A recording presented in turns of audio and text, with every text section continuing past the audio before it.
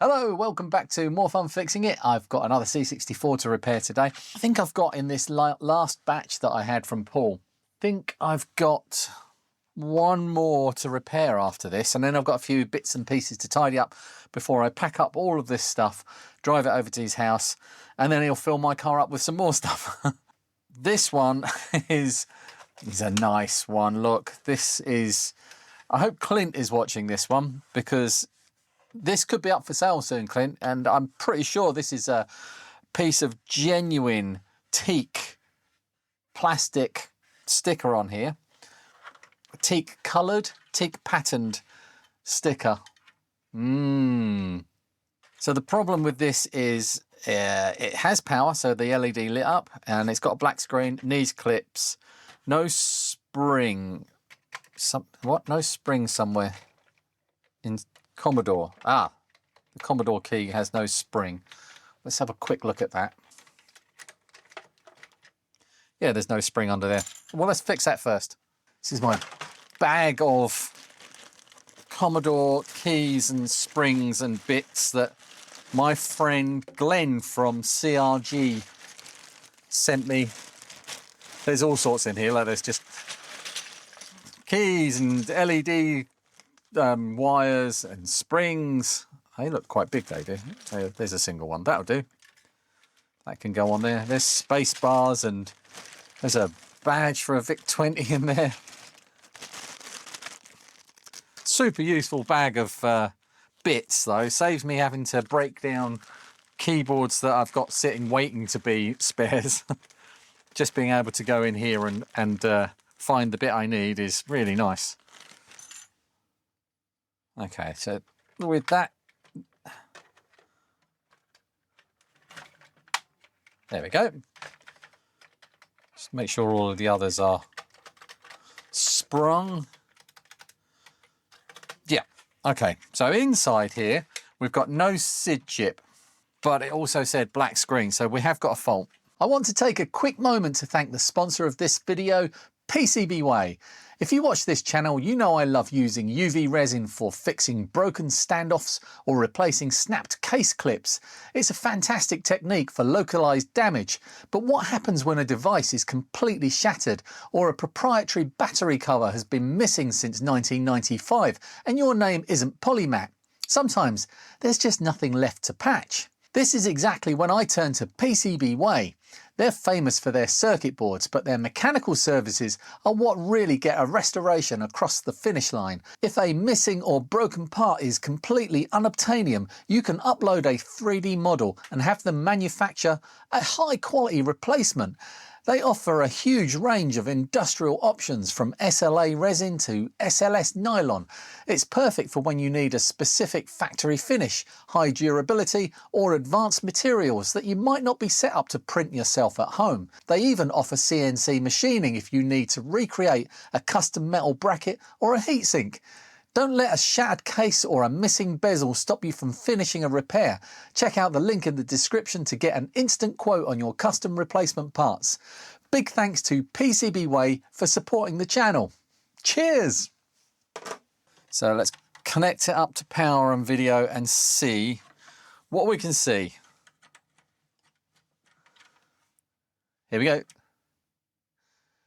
Just a black screen. Right, let's do our basic checks first. Haven't done this for a while. Now, because we've got black screen, we probably have got a good fuse. Otherwise, the VIC-2 chip would not be working. And where can I put this so you can see it? There we go.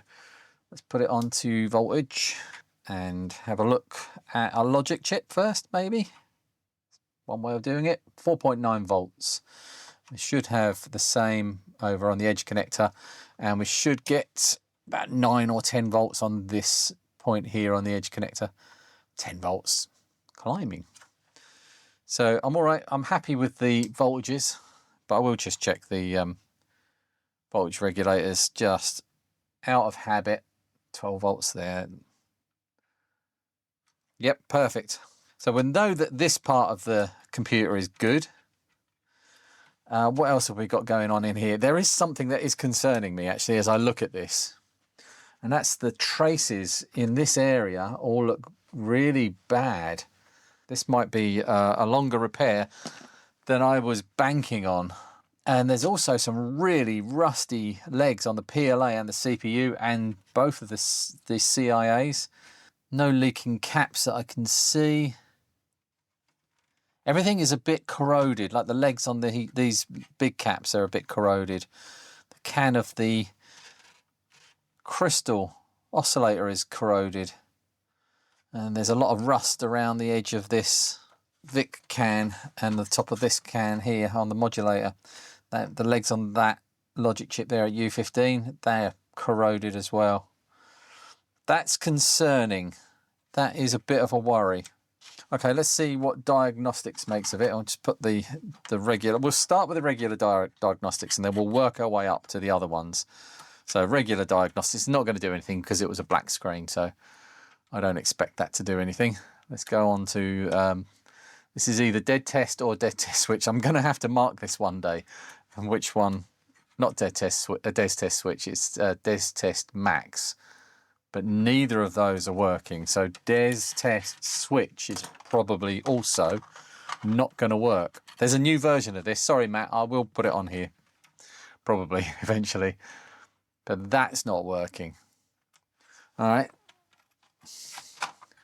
So what does our new C64 analyzer cartridge say? As this will actually still diagnose things, even if I've got no display, even if the computer data bus is completely crashed, this will still test things. Right, so if you look down here, I'll do system check. Reset OK, 8701 OK, VIC is OK, CPU OK, PLA. PLA's bad, ROM L is low. Now, when I looked at this before, I did make some notes about this one, saying that the thermal cam picked up that the kernel is hot and the RAM is cold, and I've got PLA bad question mark. No ROM select SIGs. I don't know what that means. I don't even know who wrote that. Right, so ROM select lines. Let's have a look at those. They're down here, the last three on the PLA.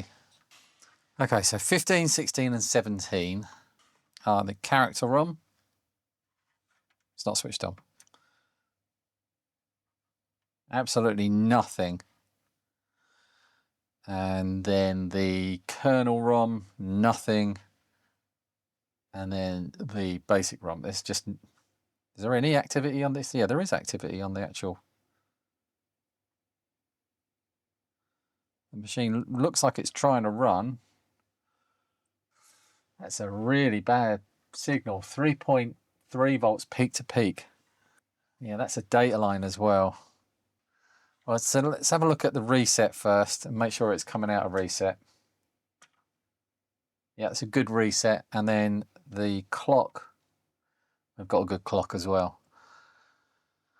All right, so this said that there was a problem with the PLA. There's no, I mean, it could be a bad ROM that's crashing everything, but all three of the chip select lines for the ROMs were all low, which means that they're all being selected at the same time. So I think that the PLA is bad. So let's take that out first. It's got some really nice shiny new screws that have been put in here. Where did they come from? I do need to find a source of these screws, actually, these self-tappers for the motherboard. Have a look at the back side. There's a bit of rust in this area again. This has been sitting in water. This whole area here looks like it has been, can you see that on camera? Just, especially around here, like water has been sitting on this. There's a lot of rust around the, oh no, it's just dirt around the control port there. Don't think this has had any work done. Right, let's rescue this PLA out of here.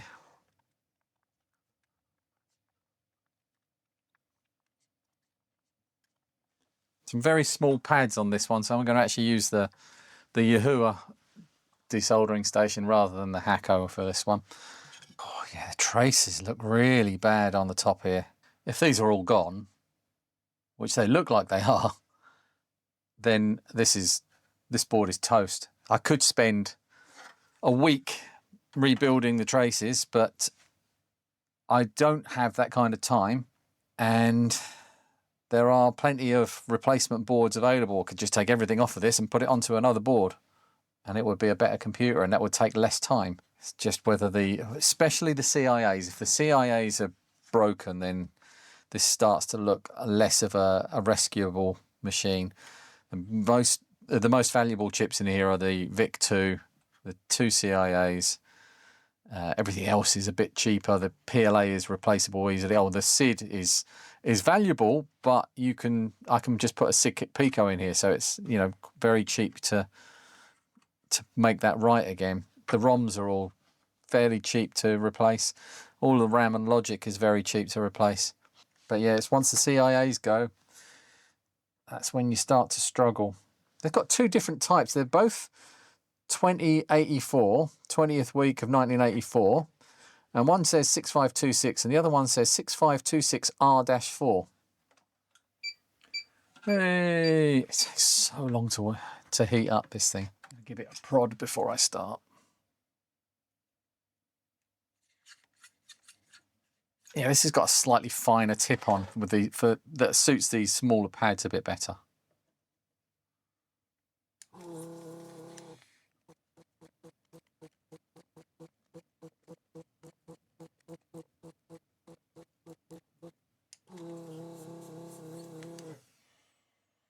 Okay, that seems to have gone well.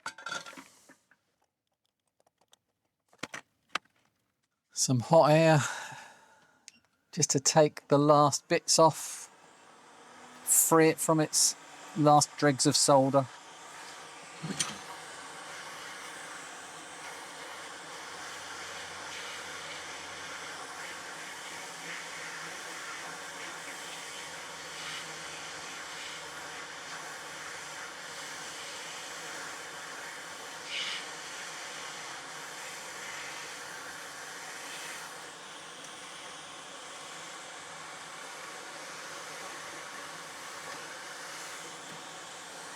The traces do look a bit better underneath there, but I think it's going to be sensible for me to at least look at this under the microscope and then just probe everything in this area to make sure.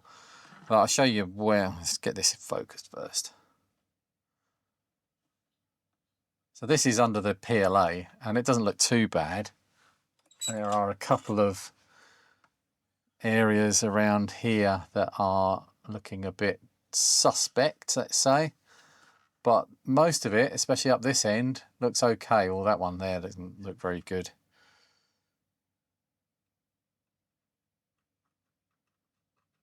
Is there a trace left underneath there?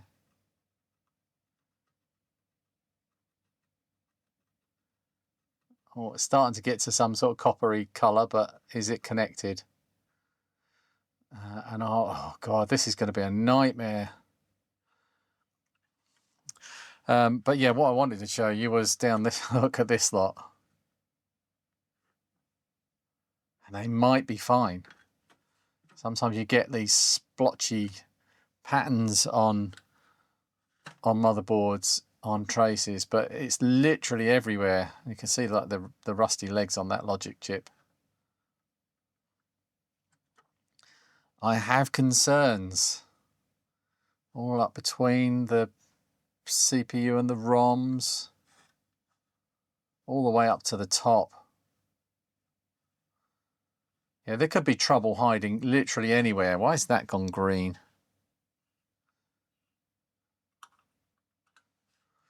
There's no electrolytic caps in this area. That's the CIA legs there that are not looking very healthy, and they're the same all the way down. We're down by the RAM. It's not too bad in this area, but there are just like 1 or 2 spots where it could be bad. Could be something hiding in between these, under a chip even. Okay, so the thing to do here is to test that PLA, this one. Make sure that that is faulty, and then move on to the next thing. First thing I need to do is sort these legs out. It's got hooked legs. One of my bugbears with Commodore is hooked legs. Right, let's see if my test machine is working first.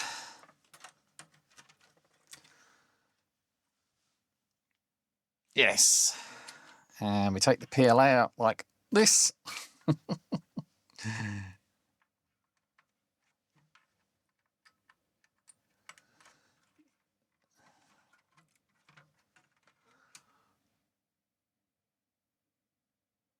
Yeah, very black screen. I wonder, I'm not actually going to show this on screen, but because I haven't got the scope connected up to capture at the moment. Yeah, exactly the same thing is showing the 3 chip select lines permanently low. Okay. Right, so before I put this in here, I want to just scope out or buzz out all these traces and make sure that around that socket where I can, whilst I can get to that part of the board, is healthy.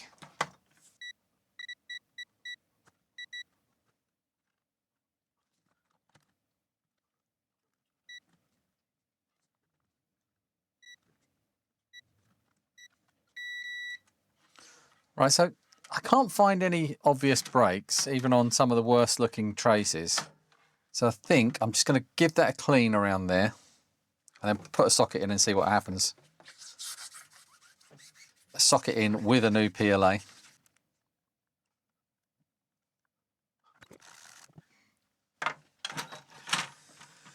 So, working PLA. Is that all that's wrong with it? I don't know. I've got a feeling there's going to be more with this one. Yep, still a black screen. Do we get anything with des test switch? Nothing. Analyzer cartridge. PLA. Still bad. All right, so those chip select lines are now good. Okay, so slight breakdown in communication between brain and whatever else that's supposed to be controlling, but I forgot to press record on the last probably an hour. And I will try to catch you up. So the CPU is also faulty. I ran the C64 analyzer cartridge on it and it came up, it froze on the CPU test. So I took the CPU out, I tried it in my test machine, and it does the same thing as it does in here, where actually I can show you that because I've got a socket in here. So let's go back a couple of steps. So the CPU is faulty and I will show you what it does by putting it back in with the C64 analyzer cartridge. So we've got a good PLA and a bad CPU. And if I run this test, just about to see that. So it passes the CPU and then fails the PLA. But the CPU is definitely bad because when I take this CPU and put it in my test machine, do the same thing, it does the same, has the same result. So the CPU is definitely bad and it doesn't run. It's a black screen in there without diagnostics connected to it at all. Okay, so with a good CPU in here, the pins are starting to come out there. We still get a black screen. And that extends to, I mean, it's highly unlikely to run diagnostics. You need a machine that's mostly running to run the normal diagnostics, but dead test and des test max also just a black screen. Des test switch. Still a black screen.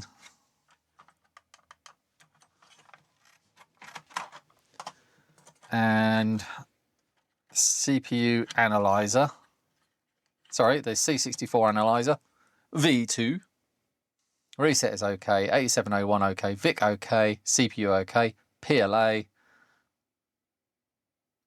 Bad. All right, so now one thing I noticed on the CPU before with the old CPU was all the data lines were really horrendously corrupted. So the data lines start from pin 4 down here, and they actually all look, well, that's, let's go through them one at a time. So that's D1, D2, that's okay. D3 doesn't look okay. So that's D3, D4, also bad. D5, also bad. D6, that looks okay. So 3, 4, and 5 are bad so far. D7, that looks okay. D8, oh no, it's P0 now. There's no D8. We've still got good clock. Wow, what's going on with IRQ? What's going on with that? Yeah, that's supposed to be pulsing as well. That's NMI, not worried about that. AEC looks good. VCC, and then we're into the address lines. 0, 1, 2. Did 1 look a bit low? No. 2, 3, 4, 5, 6, 7, 8, 9, 10, 11, 12, 13. So I think they're all looking good. So what I'm thinking of is actually having a look at what RAM chips are connected to those 3 data lines, isolating those data lines off the RAM chips themselves, maybe just desoldering the pin, and then seeing if that brings one of those data lines back to life. Maybe. It's going to be tricky because the pins on these chips are not easy to desolder, and the wires are very tight. I don't think it's going to be possible. It might just be a lot easier. In fact, I'll start warming up the soldering iron now, the desoldering station now. It's just to take out whichever ones those are connected to. So we've got data lines 3, 4, and 5. So I'm back into the Commodore repair toolbox, my new favourite thing. And this is the schematic for the 250407 motherboard, which is what we've got here. We can easily see which ICs are data lines 3, 4, and 5, or which memory chips are 3, 4, and 5. So we've got this one, U10, U23, and U11. I wonder if that corresponds with the hot ones. Yeah, it does. This one especially was hot, or showed up quite hot. And we've got U10 and U11, I believe. I think take this one out first. I'm going to take that one out, and then we'll take it out, the other 2 out as well if this one proves to be faulty.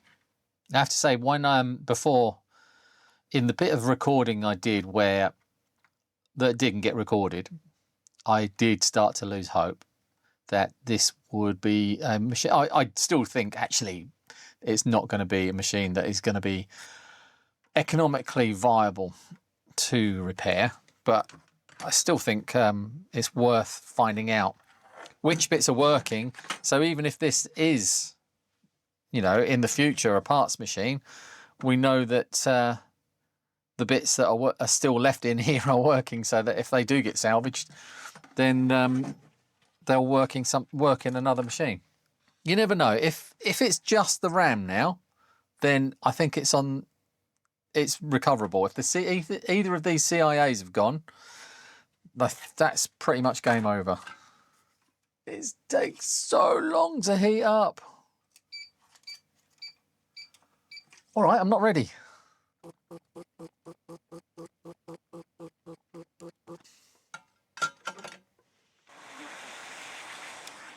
My new favourite chip tester.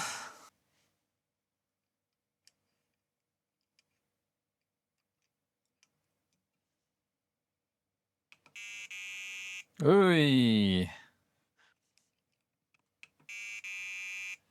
Yeah, really badly failed. Okay, so we've got another faulty chip here. The RAM that I said was, you might not have heard me say that because I might not have recorded it, but I did say that the RAM was generally quite reliable. It is all dead, it looks like. So let's start by putting a socket in this one, testing it again to see if we can get any further information from diagnostics to point us to the correct chips before we start pulling things out, and then start pulling things out.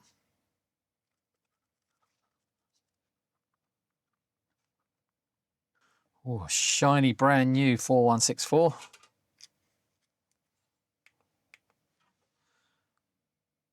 That's what happens when it passes.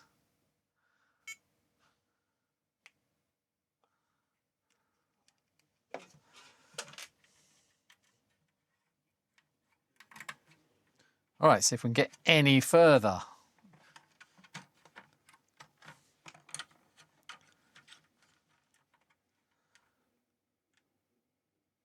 Still a black screen.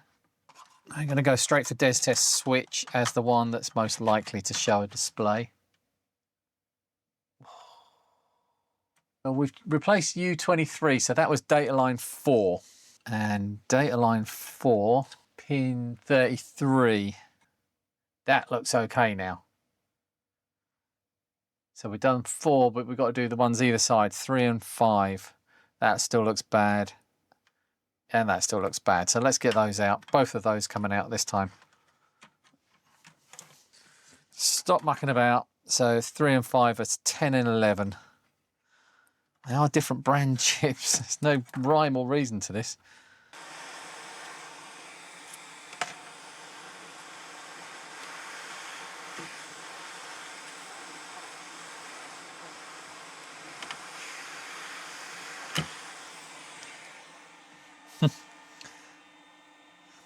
Crunchy legs. Shh, be quiet. Crunchy legs. Oh, another one. Failed power pin check. Short on Q and D. Or D and Q. That's the data lines are shorted on that one.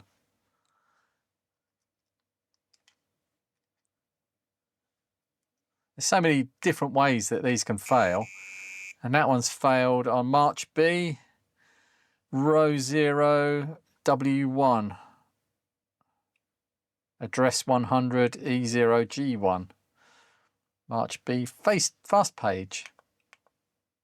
Oh, it's passed. Maybe it cooled down a bit. All right, so that one is actually okay. Let's go back to this one. That one's definitely bad. That's shorted. So let's mark that bad one, which is the same brand, the same Texas Instruments one as the previous one that was faulty. But this one, the one that's passing, is a different brand. So I'll keep that one to one side, put some sockets in here, and then see where we end up with 2 good chips in there. Well, 1 good chip and another good chip. Do we at least get a display this time? That would be nice. I don't think it's going to, though. Everything's in the right way around. No. There's test.